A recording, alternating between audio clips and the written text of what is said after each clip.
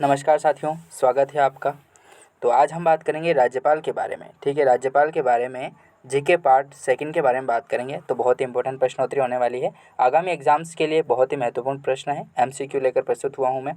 इनकी व्याख्या के बारे में भी हम विस्तृत तरीके से बात करेंगे, जो परीक्षाओं की दृष्टि से बहुत ही महत्वपूर्ण प्रश्न है। मैंने जो भी प्रश्न लिए हैं, इनमें से आपको पुराने जो एग्ज़ाम्स गए थे उनसे उठाए हुए प्रश्न हैं। ठीक है, तो शुरू करते हैं। सबसे पहले प्रश्न आता है, राजस्थान के राज्यपाल से संबंधित निम्नलिखित कथनों पर विचार कीजिए। निम्नलिखित कथनों में से क्या राज्यपाल से संबंधित सही है और क्या गलत है। ठीक है, ये जो प्रश्न है ये पटवारी 23 अक्टूबर 2021 को ये प्रश्न पूछा जाता है, शिफ्ट नंबर सेकंड में। ठीक है, पटवारी 23 अक्टूबर 2021 को।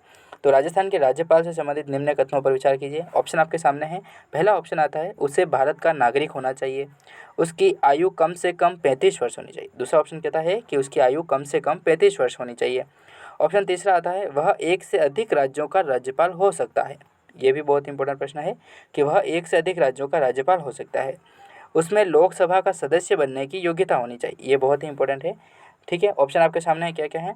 उसे भारत का नागरिक होना चाहिए राज्यपाल के संदर्भ में। ठीक है, उसे भारत का नागरिक होना चाहिए, उसकी आयु कम से कम 35 वर्ष होनी चाहिए, वह एक से अधिक राज्यों का राज्यपाल हो सकता है, उसमें लोकसभा का सदस्य बनने की योग्यता होनी चाहिए। तो यहाँ से बहुत ही इंपॉर्टेंट प्रश्न बनता है। ठीक है, तो इसकी कूट के बारे में बात करते हैं कि कौन कौन से इनमें से ऑप्शन सही हैं और कौन से गलत है। ठीक है, तो कूट के आधार पर देखा जाता है तो इसका आंसर राइट हो जाएगा ऑप्शन नंबर 1, 2, 3। ठीक है, ए ऑप्शन इसका राइट आंसर होगा। 1, 2, 3 जो कथन कहे गए हैं वो इसके संदर्भ में सही है। तो क्या है कथन, देखिए। ऑप्शन आता है पहला कि उसे भारत का नागरिक होना चाहिए, ये उसके संदर्भ में सही बात है, राज्यपाल के संदर्भ में। फिर दूसरा ऑप्शन आता है कि उसकी आयु कम से कम 35 वर्ष होनी चाहिए, ये भी सही है। फिर आता है कि वह एक से अधिक राज्यों का राज्यपाल हो सकता है। ठीक है, तो हो सकता है वो 2 राज्यों का भी एक राज्यपाल हो सकता है। ठीक है, तो ये गलत कैसे, वो अपन विस्तृत जानकारी में व्याख्या के रूप में बात करते हैं।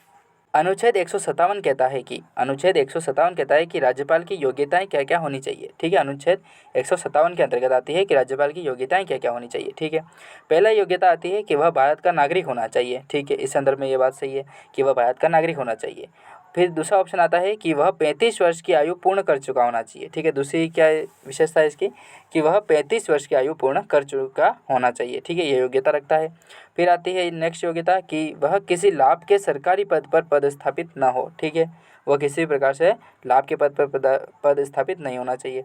फिर चौथा ऑप्शन आता है इसका कि वह संसद या राज्य विधानमंडल के किसी सदन का सदस्य नहीं होना चाहिए। ठीक है, यदि है तो पद ग्रहण के दिन से वह पद रिक्त समझा जाएगा। ठीक है, संसद और राज्य विधानमंडल का जो भी पद होगा वो राज्यपाल बनने के बाद उसे रिक्त समझा जाएगा। ठीक है, तो ये बहुत ही इंपॉर्टेंट है। ये 4 ऑप्शन से ही आपको डायरेक्ट क्वेश्चन देखने को मिलते हैं। जिस तरीके से ये क्वेश्चन बनाया गया था तो उसी तरीके से प्रश्न पूछा जाता है। ठीक है, तो पटवारी में आया हुआ है तो आप देख लीजिए कि नॉर्मल जो भी एग्जाम्स हैं उनमें आपको ये प्रश्न घुमा फिरा के आपको देखने को मिलेगा। ठीक है, नेक्स्ट क्वेश्चन की बात करते हैं।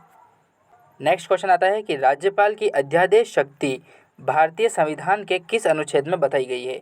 राज्यपाल की जो अध्यादेश की शक्तियां हैं वो भारतीय संविधान के किस अनुच्छेद में बताई गई है। ठीक है, ये पीटीआई एग्जाम 30 सितंबर 2018 में ये प्रश्न पूछा जाता है कि राज्यपाल की जो अध्यादेश शक्तियां हैं वो भारतीय संविधान के किस अनुच्छेद में बताई गई है। ठीक है, तो ऑप्शन आपके सामने है। Option A 203, option B 103, option C 213 या ऑप्शन डी 123। तो इसका राइट जो आंसर होगा वो हो जाएगा 213। ठीक है, 213 इसका राइट आंसर होगा ऑप्शन नंबर सी वाला। ठीक है, तो राज्यपाल की जो अध्यादेश शक्तियां हैं वो भारतीय संविधान के 213वां जो अनुच्छेद है उसमें बताई गई है। ठीक है, व्याख्या के बारे में बात करते हैं। अनुच्छेद 213 कहता है कि राज्यपाल को अध्यादेश जारी करने का अधिकार है। ठीक है, 213 के अंतर्गत क्या आता है कि राज्यपाल को अध्यादेश जारी करने का अधिकार है। कुछ विषय संबंध में राष्ट्रपति से स्वीकृति आदेश आवश्यक होता है। ठीक है, कुछ विषय संबंध से संबंधित देखा जाए तो राष्ट्रपति से स्वीकृति आदेश आवश्यक होना चाहिए। फिर बात करते हैं विधानमंडल के विराम काल में राज्यपाल अध्यादेश जारी कर सकता है। ठीक है, विधानमंडल के अधिवेशन में आने पर 6 सप्ताह तक ये अध्यादेश जारी रह सकते हैं। तो ये बहुत इंपॉर्टेंट है कि विधानमंडल के अधिवेशन में आने पर 6 सप्ताह तक ये अध्यादेश जारी रह सकते हैं। ठीक है, विधानमंडल इन अध्यादेश को स्वीकार कर सकती है या अस्वीकार भी कर सकती है। ठीक है, विधानमंडल के हाथ में है कि इस अध्यादेशों को स्वीकार किया जाए या अस्वीकार भी कर सकती है। इन्हें किसी न्यायालय में चुनौती नहीं दी जा सकती। ये बहुत ही इंपॉर्टेंट है कि इन्हें किसी भी न्यायालय में चुनौती नहीं दी जा सकती है। ठीक है, तो यहाँ से भी क्वेश्चन आते हैं, इन्हें आप रट लीजिएगा। नेक्स्ट क्वेश्चन की बात करते हैं।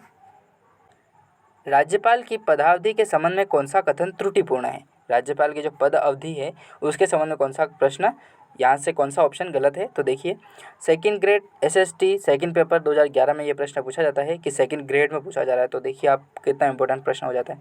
ऑप्शन आपके सामने है। ऑप्शन ए, उसका कार्यकाल 5 वर्ष का होता है, ठीक है, राज्यपाल से संबंधित, ठीक है, उसका कार्यकाल 5 वर्ष होता है। दूसरी बात आती है कि वह राष्ट्रपति के प्रसाद पर्यंत अपने पद पर बना रहता है, ये भी बहुत इंपॉर्टेंट है। फिर बात आती है अपने उत्तराधिकारी के पद धारक तक वह अपने पद पर बना रहता है, ठीक है, तो ये भी बहुत इंपॉर्टेंट है। फिर आती है उसे महाभियोग द्वारा पदच्युत किया जा सकता है, तो यहाँ से भी बहुत इंपॉर्टेंट प्रश्न बनता है, ठीक है। तो जल्दी से बताइए क्या होगा, राज्यपाल की पदावधि के संबंध में कौन सा कथन त्रुटिपूर्ण है। तो ये प्रश्न मैं आपके ऊपर छोड़ता हूँ, कमेंट में बताएं, और इसकी जो मैं जानकारी दे रहा हूँ वो आप व्याख्या वैसे भी देख सकते हैं, ठीक है। तो व्याख्या देखते हैं। अनुच्छेद 153, ठीक है, अनुच्छेद 153 कहता है कि प्रत्येक राज्य में एक राज्यपाल होगा, ठीक है, राज्यपाल प्रत्येक राज्य में एक राज्यपाल होगा, ठीक है। फिर कहता है अनुच्छेद 155 अनुच्छेद कहता है कि राष्ट्रपति द्वारा नियुक्ति की जाएगी, ठीक है, राज्यपाल की जो नियुक्ति होगी वो राष्ट्रपति 155 अनुच्छेद के तहत करेगा, ठीक है। 153 में क्या है, तो वह प्रत्येक राज्य में एक राज्यपाल होगा, ये अनुच्छेद 153 में दिया गया है, जबकि 155 में राष्ट्रपति द्वारा उसकी नियुक्ति की जाएगी राज्यपाल की, ठीक है। अब बात करते हैं कार्यकाल और पदावधि के बारे में, ठीक है, उसकी कितनी पदावधि होगी तो उसके बारे में बात करते हैं। तो पदावधि अनुच्छेद 156 के अनुसार 5 वर्ष का कार्यकाल होगा, ये बहुत ही इंपॉर्टेंट है कि अनुच्छेद 156 के तहत जो उसका कार्यकाल होगा राज्यपाल का वो 5 वर्ष का कार्यकाल होगा, ठीक है। फिर बात करते हैं राष्ट्रपति के प्रसाद पर्यंत अपने पद पर बने रह सकता है, ठीक है, तो राष्ट्रपति के प्रसाद पर्यंत ही काम करेगा, ठीक है।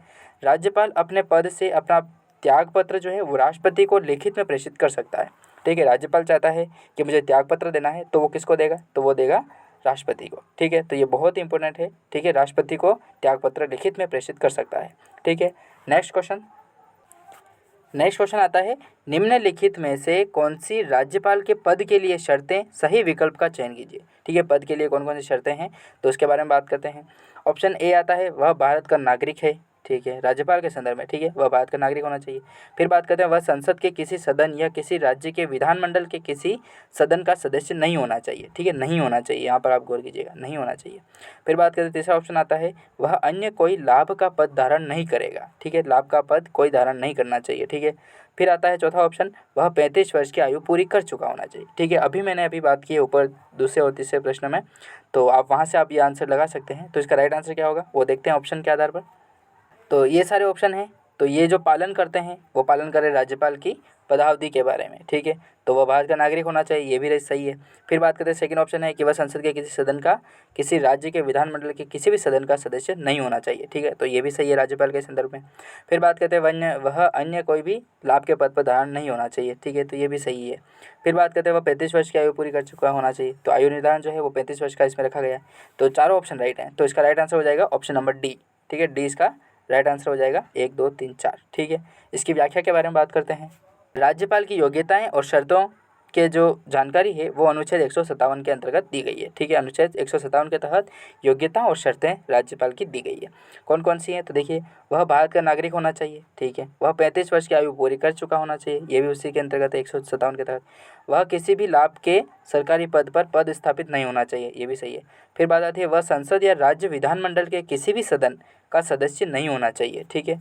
फिर बात करते हैं यदि किसी व्यक्ति ने जो किसी सदन का सदस्य है तो जिस दिन राज्यपाल का पद ग्रहण किया उसी दिन से वह पद रिक्त माना जाएगा, ठीक है, जो भी सदन का सदस्य होता है और उसका अगर उसके बाद राज्यपाल पद ग्रहण करता है तो वो जो पहले सदन का पद होगा वो रिक्त माना जाएगा, ठीक है।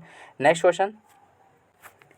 क्वेश्चन आता है कि निम्नलिखित में से कौन सा अनुच्छेद और प्रावधान युग्म गलत है, ठीक है, एक तरफ अनुच्छेद दे रखे हैं और दूसरा उनके तहत प्रावधान। तो ये जो प्रश्न है ये वीडियो 28 दिसंबर 2021 को शिफ्ट सेकंड में ये प्रश्न पूछा जाता है कि कौन सा अनुच्छेद और प्रावधान युग्म गलत है, ठीक है। ऑप्शन आपके सामने है। ऑप्शन ए कहता है कि अनुच्छेद 161 के तहत राज्यपाल की क्षमादान की शक्तियाँ दे रखी है, तो सही बात है ये तो, ठीक है, 161 राइट हो जाएगा। फिर बात करते हैं अनुच्छेद 167 क्या कहता है, तो 167 कहता है कि मुख्यमंत्री के कर्तव्य इसके अंतर्गत लिखे गए हैं, तो अनुच्छेद 167 के तहत मुख्यमंत्री के कर्तव्य है, तो ये भी सही है, ठीक है। राज्यपाल की क्षमादान की शक्तियाँ 161 और अनुच्छेद 167 कहता है कि मुख्यमंत्री के कर्तव्य लिखे गए हैं, ठीक है। फिर बात करते हैं अनुच्छेद 213 के बारे में, तो 213 कहता है कि अध्यादेश प्रख्यापित करने की राज्यपाल की शक्ति दे रखी है, तो ये बात भी सही है। अनुच्छेद 213 कहता है कि अध्यादेश प्रख्यापित करने की राज्यपाल की शक्तियाँ 213 के अंतर्गत है, तो सही है। तो इसका राइट जो आंसर होगा, मतलब गलत युग्म जो होगा वो हो जाएगा ऑप्शन डी, 165 के तहत राज्यपाल की विशेष अभिभाषण की शक्तियाँ नहीं दे रखी है। ठीक है, इसकी विस्तृत जानकारी के बारे में बात करते हैं। अनुच्छेद 161 कहता है कि राज्यपाल राज्य कार्यपालिका शक्तियों के विस्तार तक किए गए किसी भी अपराध के लिए किसी भी व्यक्ति की सज़ा को कम या माफ़ कर सकता है। ठीक है, 161 क्या कहता है कि राज्यपाल कार्यपालिका शक्तियों के विस्तार तक किए गए किसी भी अपराध के लिए किसी भी व्यक्ति की सज़ा कम या माफ़ भी कर सकता है। ठीक है, तो 161 के तहत माफ़ी का प्रावधान है। फिर बात करते हैं अनुच्छेद 165 क्या कहता है। तो 165 जो है उसके अंतर्गत आता है राज्य महाधिवक्ता, ठीक है, एडवोकेट जो जनरल होते हैं महाधिवक्ता, उसकी नियुक्ति राज्यपाल द्वारा की जाती है। ठीक है, एडवोकेट जनरल की नियुक्ति कौन करता है, तो राज्यपाल करता है राज्य महाधिवक्ता की। ठीक है, 165 के तहत। फिर बात करते हैं अनुच्छेद 167। तो 167 कहता है कि राज्यपाल तथा मंत्रिपरिषद के मध्य मुख्यमंत्री कड़ी के रूप में कार्य करता है। ठीक है, 167 कहता है कि राज्यपाल तथा मंत्रिपरिषद के मध्य मुख्यमंत्री कड़ी के रूप में कार्य करता है। फिर बात करते हैं इस अनुच्छेद में 167 में मुख्यमंत्री के कार्य एवं कर्तव्यों का उल्लेख है। ठीक है, कार्य और कर्तव्यों का उल्लेख 167 के अंतर्गत है। अनुच्छेद 213 राज्यपाल 213 कहता है कि राज्यपाल विधानमंडल के विश्रांति काल में अध्यादेश जारी कर सकता है। ठीक है, विश्रांति काल में 213 के तहत राज्यपाल अपने विधानमंडल के अध्यादेश जारी कर सकता है। राज्यपाल अध्यादेश को किसी भी समय बिना किसी की सिफारिश पर वापस भी ले सकता है। तो ये जो शक्तियाँ हैं ये राज्यपाल को दी गई है। तो राज्यपाल राज्य के तहत बहुत ही महत्वपूर्ण पद होता है। ठीक है, जिस तरीके से राष्ट्रपति कार्य करता है उसी तरीके से एक राज्यपाल भी उसी पद पर एक बड़ा महान लीडर होता है। ठीक है, तो आज हमने राज्यपाल के बारे में बात की। तो इसी के संदर्भ में नेक्स्ट प्रश्नोत्तरी में मिलेंगे अपन। ठीक है दोस्तों, तब तक के लिए जय हिंद, जय भारत। और मेहनत लगती है तो आप एक लाइक और एक सब्सक्राइब जरूर कर दीजिए। ठीक है, धन्यवाद दोस्तों।